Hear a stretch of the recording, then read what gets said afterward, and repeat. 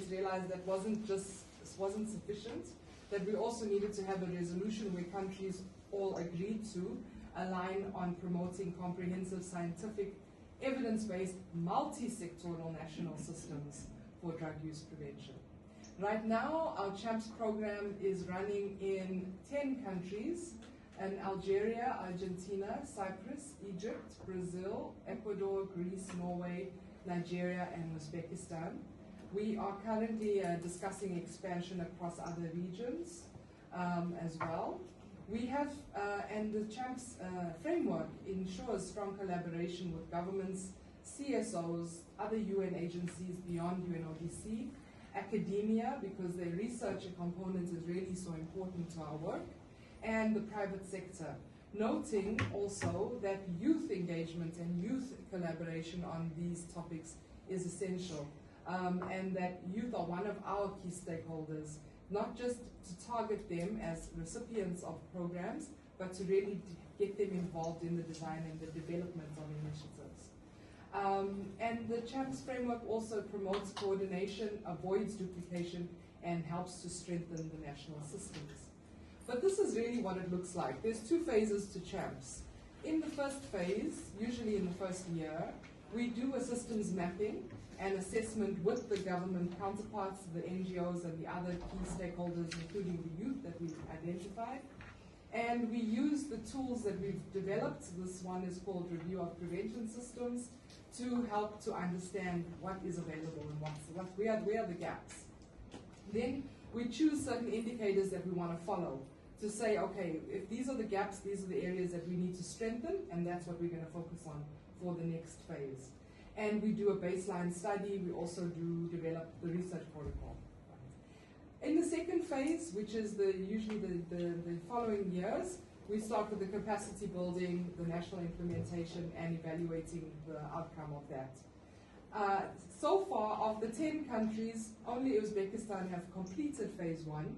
By the end of this year, we will have at least 4 other countries that would have completed the first phase. So it is a long process. It's not something that happens overnight, but it's because we want to be as thorough as possible and offer the best technical assistance to countries. So I'm going to end off by summarizing, and saying that investing in prevention systems also delivers a huge impact. We know that it has an impact on reducing drug use and other risk behaviors, improving mental health and child well-being, supporting more effective and sustainable policies, and CHAMPS turns prevention into a long-term scalable system. So we invite you all to help us to put the safety and well-being of children first, to acknowledge that all children have the right to a healthy and safe childhood, support implementation of evidence-based prevention where and if you can, strengthen your partnerships towards a common goal. We don't have to do this alone. We can work with others to have a greater impact. And that to do that, we would help to champion prevention systems in our work and in our workplaces. And the last thing I want to say is not on this slide, but also the support of our CHAMPS implementation has been generously guided by certain member states, in particular Austria, Italy, France, the Netherlands, Norway, and Sweden and Slovenia. And these are the countries that have supported financially investing in the CHAMPS rollout. Yeah. But of course, the other countries that are involved in CHAMPS are supporting CHAMPS by funding their own national implementation. And for that, we are also really grateful. So, thank you.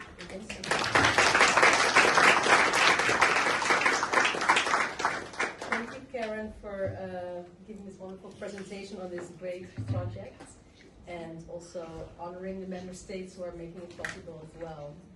So we are following up on the developments of CHAMPS. So our next speaker sitting next to me, Mr. KLAR. He has been a teacher for a lot of years and is now a headmaster of a secondary school in Vienna. And he has written a few books as well. What's going on in our schools from 2024, and how can we save the future of our kids, 2025. And he will speak on the role of schools floor is yours. Can I have the power? Yes. I hand it back to you. Well,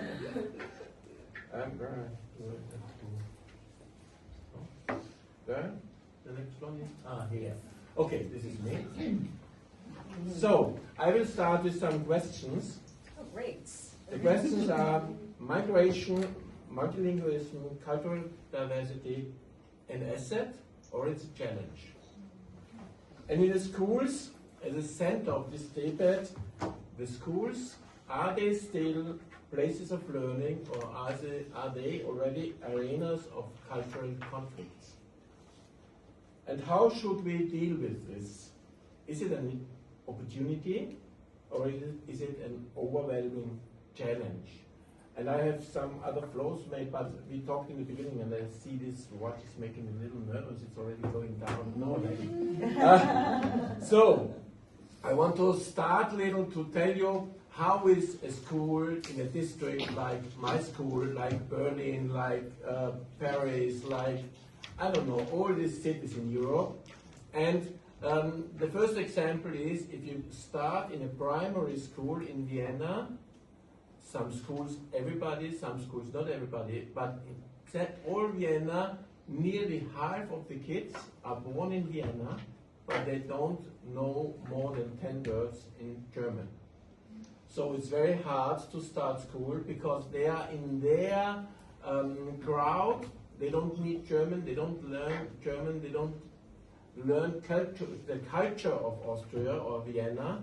So this is a big problem. For example, I start this example to show it to you. Short time ago, I hear the story of a working woman in a kindergarten, and she has to change the window.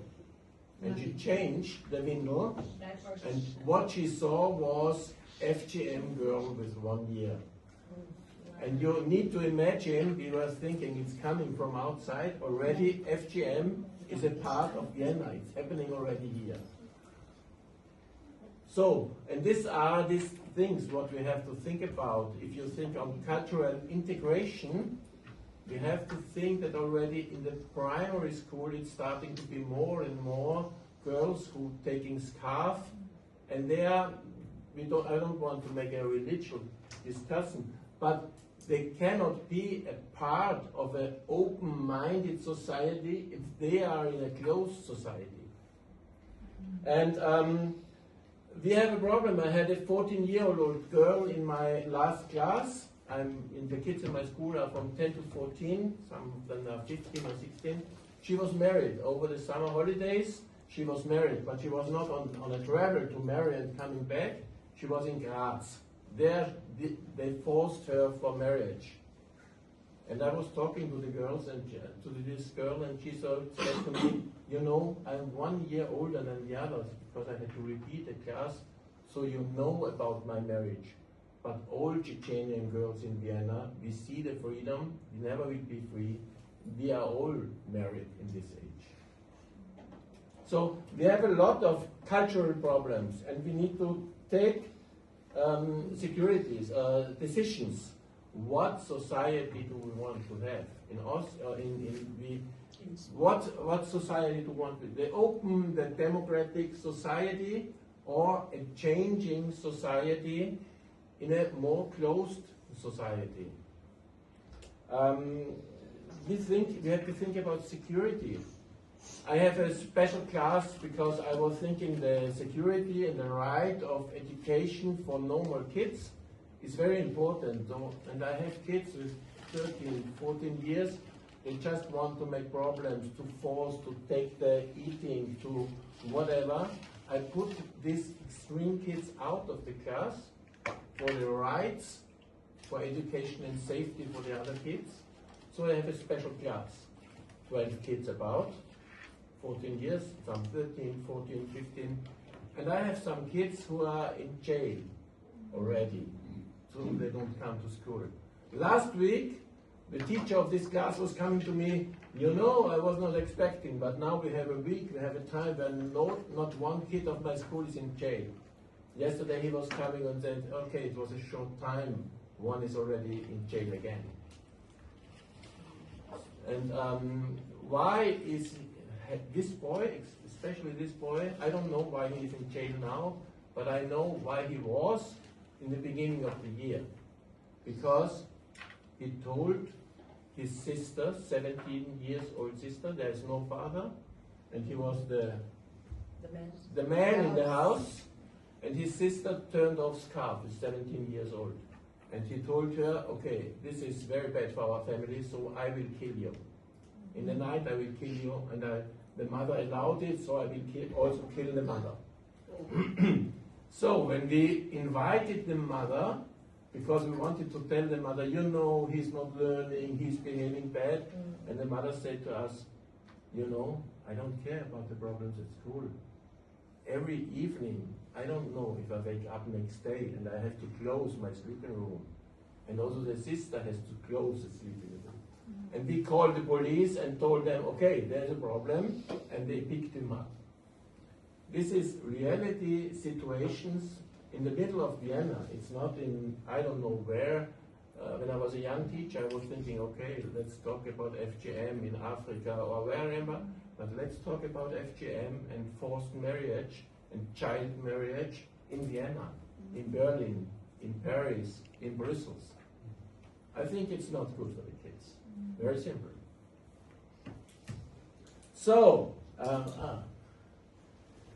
but we have to know the school is the place where the society of the future is. And we need to have role models. I hear that we need role models, but we also need to take care what role model stuff does we have. So the government has to think about what role models do we want. We need to have democratic, open, man, female, man, woman, equal thinking people as role models for the kids. Because this will influence how the kids will be adults, and this will influence how the society of our future will be. So, we need to decide, social diversity, is it what we want? And what sort of society do we want in the future? And we need to fight for this, what we want. And it's not diversity and cultural plurality. It's a very nice thinking and dreaming, but in fact, it's a cultural fight. And it's a question, what culture will be the main culture? And I'm very open in this. The main culture, what I want, is the free, democratic, open, woman respecting culture. So I'm very loud and I'm very forcing and I'm very directly to my kids to tell this. And we have to decide as governments, as organizations, not like, oh, let everybody see how we want. Let's give the borders. In this border, you can be how you want.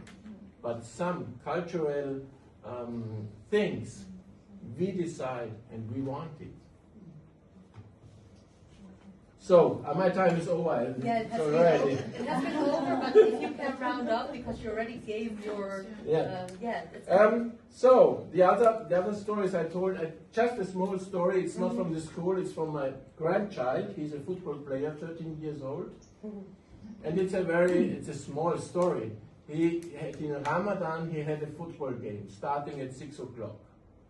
It was very cold, I was there with freezing, and it started again. The game exactly on 6 o'clock. 6 and 3 minutes. The game was stopped. Because drinking break for Ramadan. And I think if it's religion, they can ask to start the game 10 minutes later and make in the changing room, drink water and eat the dattel, and don't stop a game in a very cold period. It's also dangerous for kids if they are standing 5 minutes and then play again. So the meaning was not, I'm very religious, I need to drink water. The message was, we want to change the society in the football game. So we have to think, do we want this? Do we not want this? It's a very important question. So this is my finished story. I see the time is. So I think not everybody is the same opinion. So let's discuss it. I also have cards if you want to discuss it later. So I think it's clear words. My name is KLAR, clear. Not everybody needs to be in my opinion, but it's my opinion. Thank you so much for expressing it.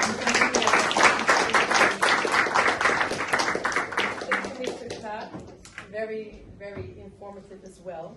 And then we quickly proceed because we still have 2 speakers, so we go a little over time, but amazing speakers. From Vienna, we're going to our colleagues online from the Middle East. Our next speaker is Roa ABODYAB from the Women's Federation for World Peace Jordan, and she's with us online. She is a motivated civil engineer with knowledge in infrastructure design, construction supervision and project coordination.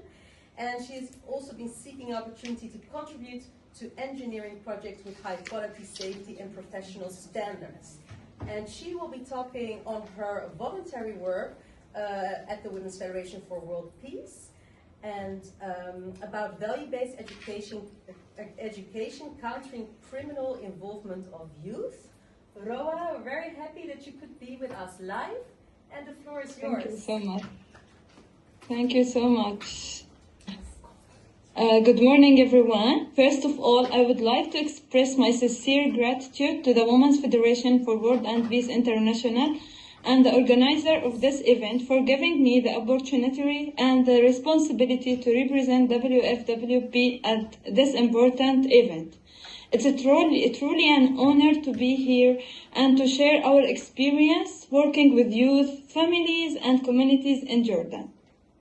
So, I have a presentation. I don't know if you see my presentation or not yet.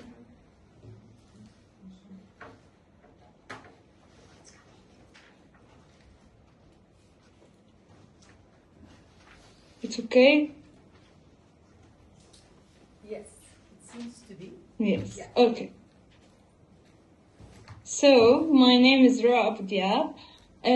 Through my work, I organize and support programs for youth, mothers and families that focus on value-based education, emotional support, leadership development and community engagement. WFWP-Jordan works to strengthen families and empower young people, educational activity, volunteering, dialogue, and safe community spaces. So our goal is to help youth to build confidence, responsibility, and sense of belonging while creating more peaceful communities. So, next slide. Why prevention matter? Why we focus on prevention matter? Today, many young people faces emotional stress, social pressure, economic hardship, and online dangers. So without guidance and support, some youth may become vulnerable to violence and criminal behavior and some drug abuse or harmful online influence. We believe that prevention begins long before a crime happens. It begins in the family, in school, in the community, and this is why value-based education is extremely important for them. So the main cause, from our experience working with youth and families, we noticed 3 major causes that increase vulnerability among young people. The first one is the family instability. When children grow up without emotional support and communication between each other and between the family or trust, they often search for belonging